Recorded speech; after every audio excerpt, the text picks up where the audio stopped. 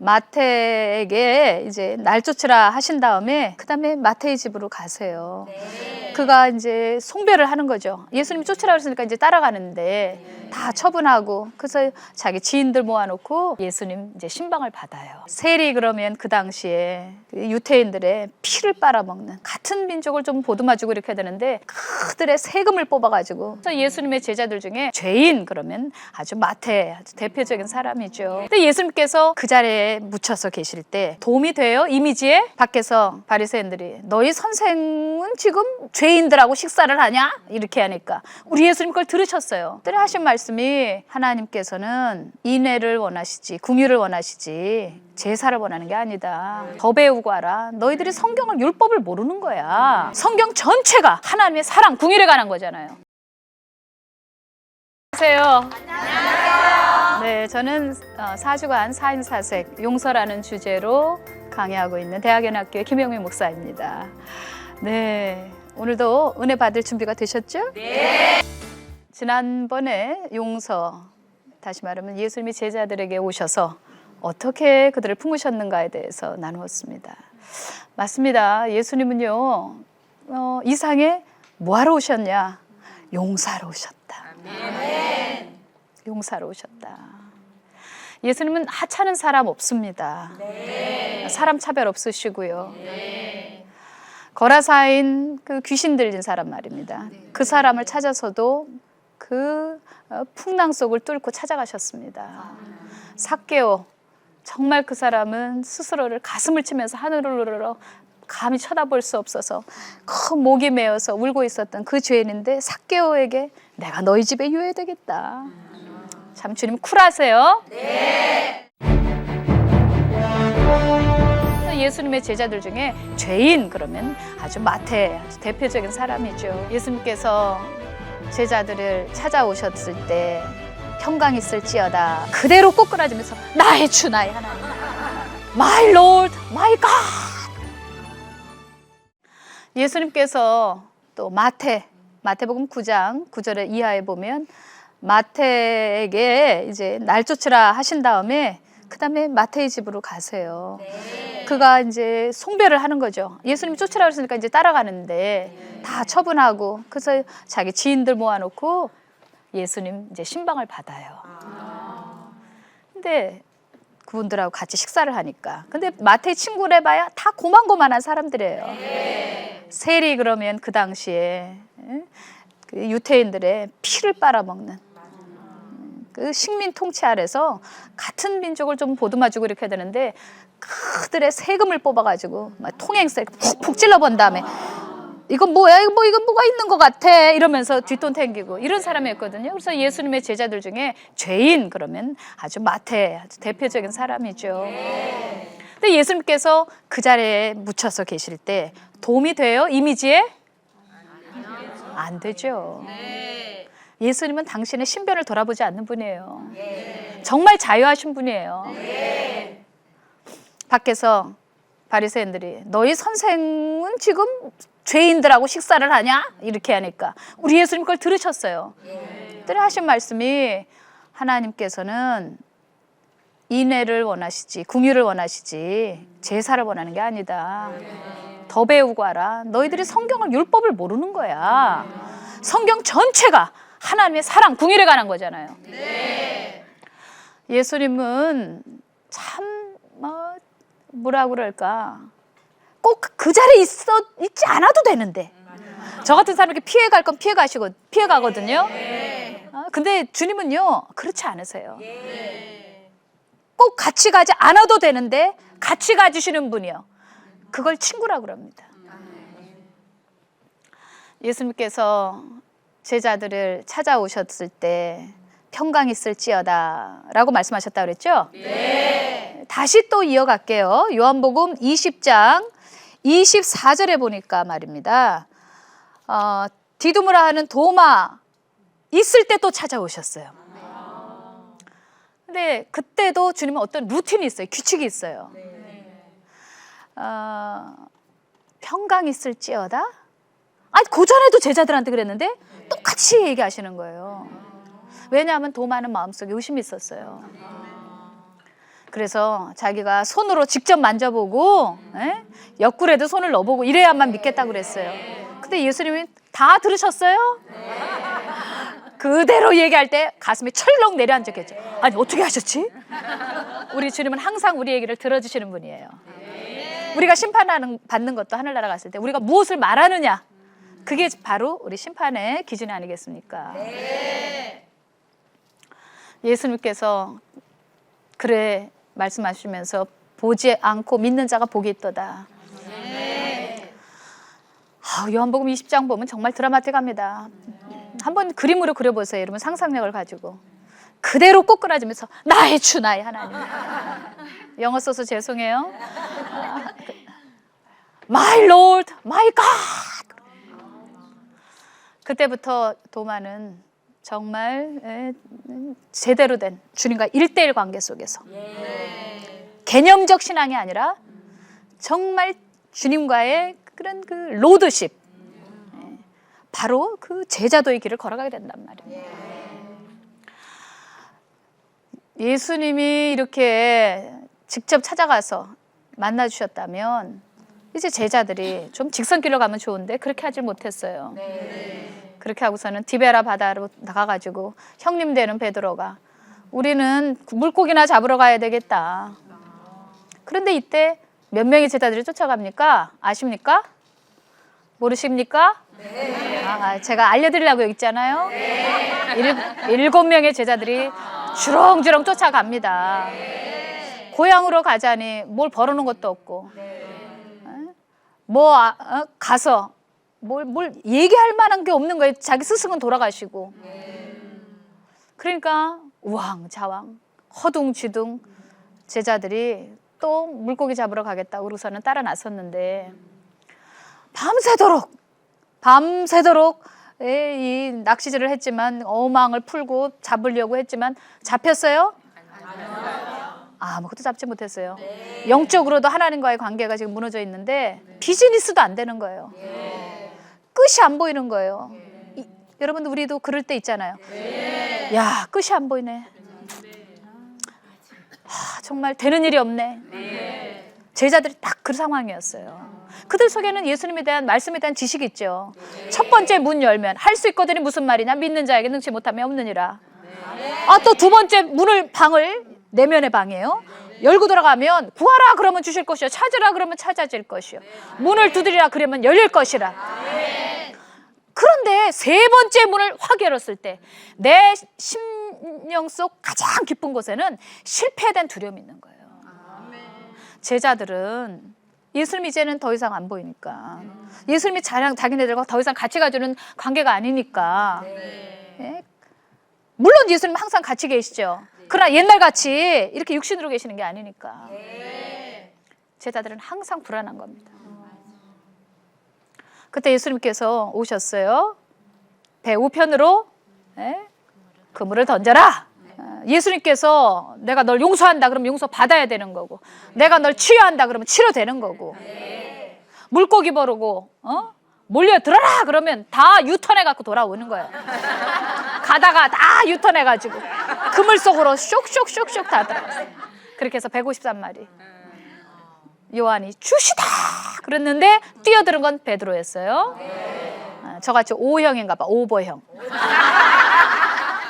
자, 이렇게 해가지고서는 이제 제자들이 보니까 예수님이에요.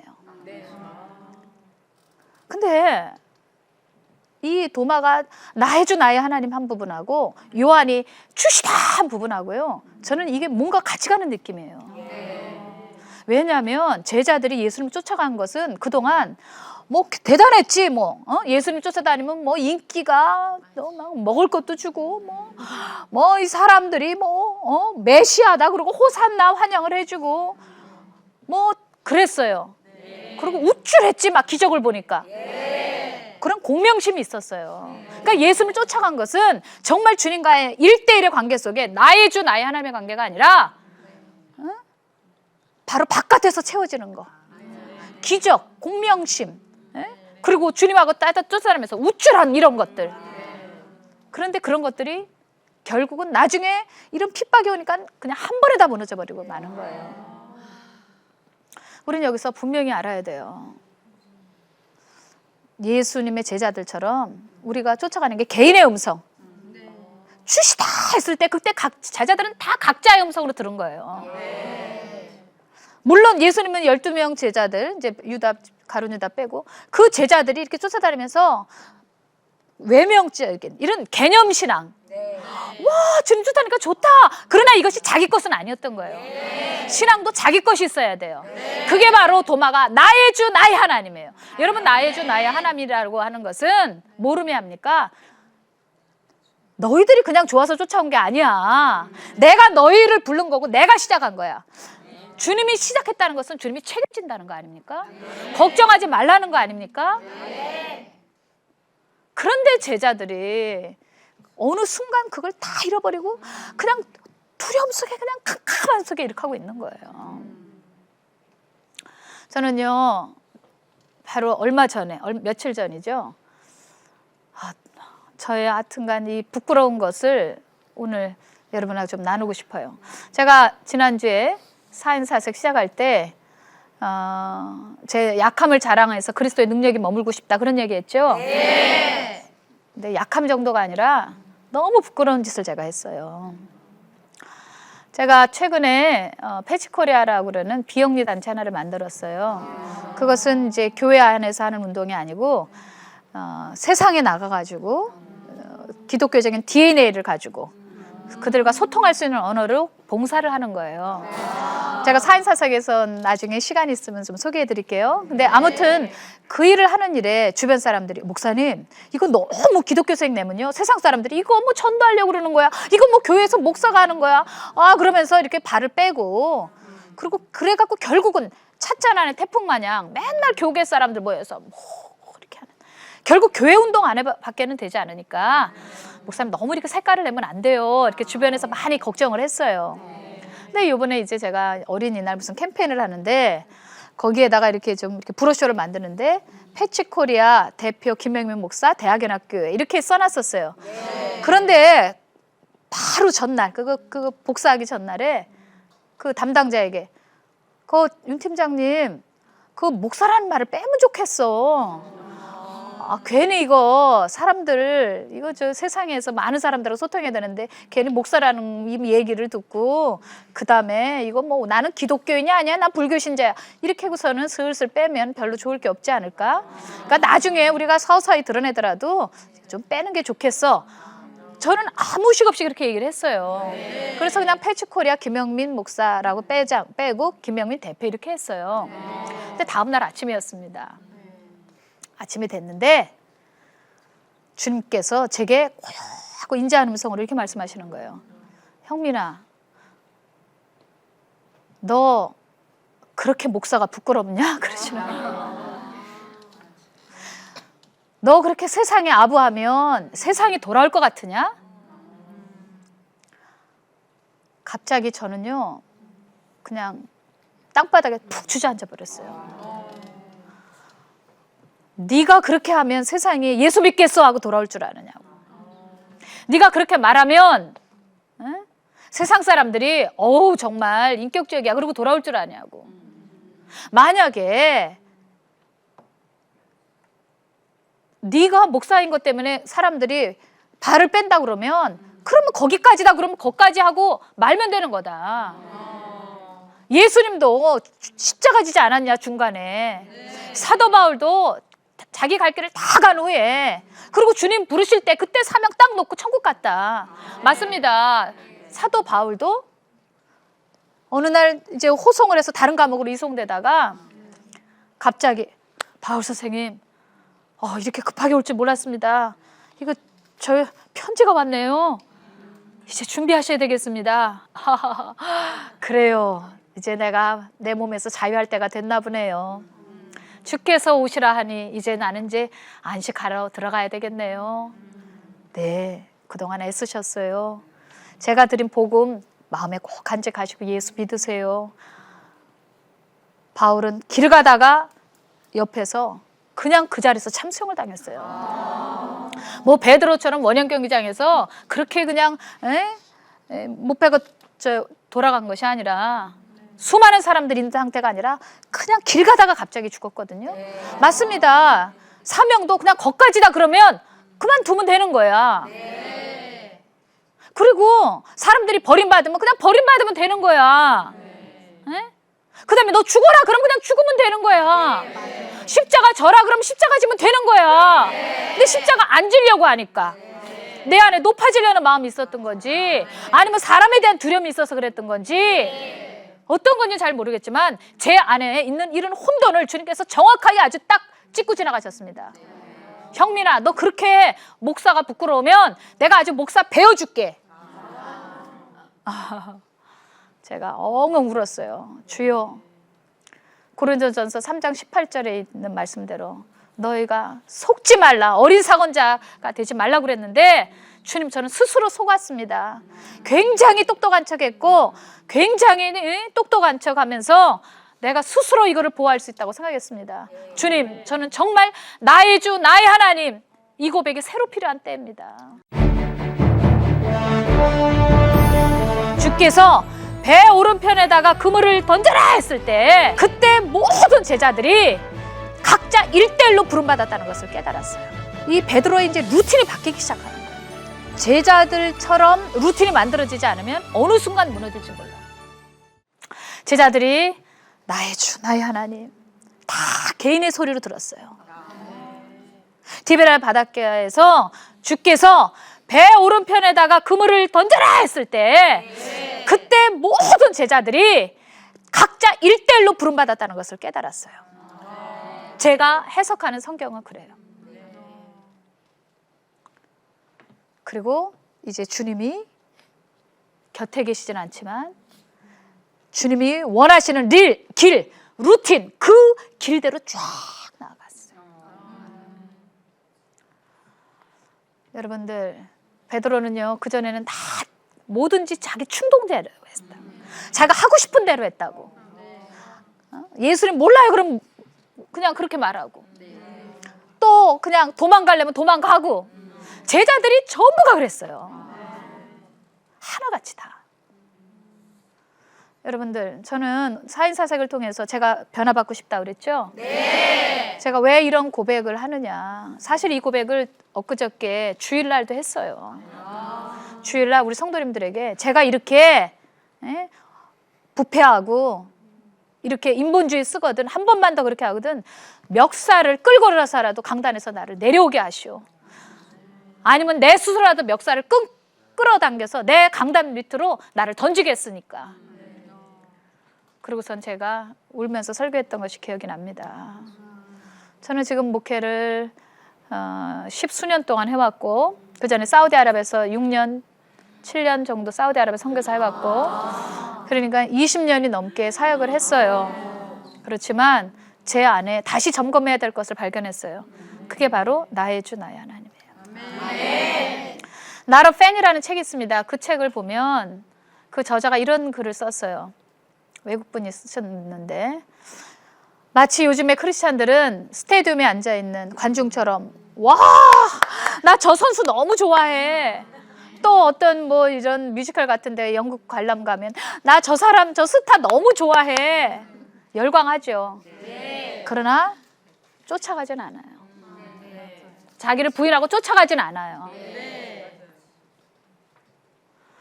맞습니다. 저는 지금 목회에 어떤 시기에 와 있느냐면 저를 점검해야 되는 시기에 와 있어요. 이런 공적인 목회를 하죠. 그리고 외형적으로 목회도 잘 되고 있어요.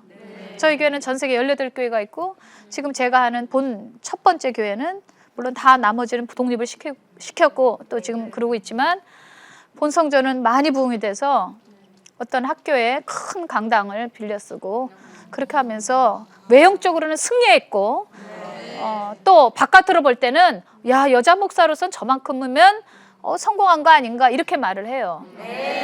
그런데 저는 지금 그것이 저에게 만족이 안 되고 그건 관심이 없어요. 저에게 지금 가장 중요한 것은 제 목회에 대한 점검이 필요하다는 걸 느꼈어요. 물론 맞아요. 세상과 제가 소통하는 일에 어쩌면 좀 뱀처럼 지혜 가서 피해갈 것도 있어요. 그러나 피해갈 것을 피해가야죠. 저는 분명히 여자 목사지만 성부와 성자와 성령의 이름으로 안수를 받았고 그리고 한 축에서 실제로 일을 하고 있는 목사 아닙니까? 저는 제가 그냥 그렇게 그날 밤 전화했을 때 입을 찢어버리고 싶더라고요. 저에게 있어서 지금 점검해야 될 것은 바로 이런 도마와 같은 고백, 예수님의 제자들 같이 주시다 하는 고백. 나로 팬이 아니라 자기를 부인하고 예수님을 쫓아가야 해요. 그냥 예수님 좋아요 차원이 아니라. 베드로가 젊었을 때는 지 마음대로 원하는 대로 갔지만 늙어서는 다른 사람이 베드로에게 띠띠우고 원치 않은 곳으로 데려가리라. 21장 18절에 나오죠. 여러분들 이 베드로의 이제 루틴이 바뀌기 시작하는 거예요. 여러분 신앙생활을 했을 때 성령을 체험했지만 그러나 이 루틴이라는 건 이런 뜻입니다. 운동할 때 선수들이 그 최고의 그 열매를 맺게 하기 위해서 이런 그 심리를 이렇게 호흡을 후 하면서 이렇게 다스리거나 아니면 야구 선수들 껌 막 씹잖아요. 그 미국의 양키스의 이치로라는 선수는 꼭 페페로 피자 그 페페로니 그 피자를 꼭 먹고 들어간다는 거예요. 그게 말하자면 자기 루틴이에요. 그 운동선수들이 자기만의 고유의 루틴, 반복되는 어떤 절차, 순서, 이게 바로 루틴이거든요. 여러분들이 예수 믿고 제자들처럼 루틴이 만들어지지 않으면 어느 순간 무너질지 몰라요. 지금 제가 스스로 목회에 있어서 제 자신과 하나님과의 속에서 위기라고 느끼는 것이 바로 그 부분이에요. 저는 부끄러운 제 이야기를 하면서 여러분에게 한 가지 도전하고 싶어요. 이번 사인사색을 통해서 여러분의 루틴을 만들어야 돼요. 저희 교회에 최강희 씨라고 탤런트 아시죠? 아주 톱 탤런트시죠. 근데 그분이 저희 교회에 지금 열심히 나오고 있어요. 혹자는 그분 그리 참 맞아? 어떤 분은 통일교 아니야? 뭐야? 이러더라고요. 근데 그건 절대 아니고요. 그분하고 이름이 비슷한 분이 있어가지고 헷갈리는 분이 있는가 봐요. 그리고 또 그전에는 예수님을 인격적으로 못 만났고 성령을 체험하지 못했어요. 그래가지고 그냥 이 교회 저 교회 그냥 이렇게 다니다가 본격적으로 우리 교회 와가지고 정말 예수님을 영접했을 뿐만 아니라 진짜 이렇게 완전히 쟁기질이 됐어요. 정말 빛이다. 기독교의 두 원리는 justice, 정의, 그 다음에 love, 사랑이에요. 정말 그 안에서 이 속에 그 하나님의 의가 임했고 그 다음에 무엇이 예수 믿는 건지 이제 길을 찾기 시작했어요. 그런데 이 자매님이 중생한 다음에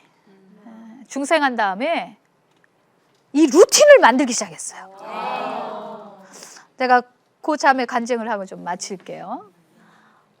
우리는 이 강당을 쓰기 때문에 토요일만 되면 와서 세팅을 다 해야 돼요. 무거운 짐도 날라야 되고 악기도 날라야 되고 막 이 프랭카드도 이거 걸어야 되고. 그런데 이제 토요일 날 밤에 와서 걸어야 돼요. 이제 평일에는 새벽 예배를 다른 데서 드리고 주일만 거기 쓰거든요. 그런데 이제 이 자매가 봉사를 그것을 신청한 거예요. 아유 몇 번이나 하겠어. 전 그랬거든요. 그런데 토요일만 되면 어김없이 모자를 푹 둘러쓰고. 그것이 공연장이니까 한 번은 어떤 가수가 공연을 했어요. 근데 안 끝났어. 그러니까 밖에서 딱 이렇게 하고 기다리고 있는 거예요. 그리고 그 가수가 이렇게 하고 나올 때 본인은 허리를 낮추고 몸을 낮추고 봉사로 들어가는 모습이 너무 아름다운 거예요. 이제 봉사도요, 시간을 정해놓고 하는 봉사, 규칙적인 봉사, 했다 안 했다 그런 게 아니라 딱 성실하게 주님을 위하는 거, 루틴화가 이루어진 거예요. 새벽 기도 때 되면요, 혼자 안 나와요. 한 20여 명을 전도했거든요. 그런데 그냥 아침마다 깨워갖고 태워서 데리고 오는 거예요. 시간을 정해놓고 새벽마다 나와서 기도할 뿐만이 아니라 시간을 정해놓고 봉사할 뿐만 아니라 그리고 전도도 규칙화해서 끊임없이 예수님을 전하는 거예요. 그 다음에 세 번째로는 말씀. 요즘에 1:1 양육 공부를 열심히 해요. 성경을 무섭게 파요. 근데 숙제가 많거든요. 그러니까 요즘에는요, 색을 메고 그냥 옷도 그냥 뭐 연예인 같이 안 입고 신발 그냥 운동화 이렇게 신고 그러고선 동네에 도서실을 간대요. 그 엄마가 얘기해 주셨어요. 우리 지금 딸이요 완전 미쳤나 봐요. 왜냐면요 성경을 들고요 3시간 4시간씩 도서관에 가서 읽는다는 거예요. 그러고선 숙제를 하고 복습을 하고 그런다는 거예요. 여러분들 말씀도 루틴에 있어요. 규칙적으로 성경을 공부하는 거예요. 그냥 떴다 내려졌다 붕 뜬 신앙생활 하는 것이 아니라 루틴을 밟아가는 거예요. 여러분들 묻겠습니다. 여러분은 신앙에 루틴이 있으십니까?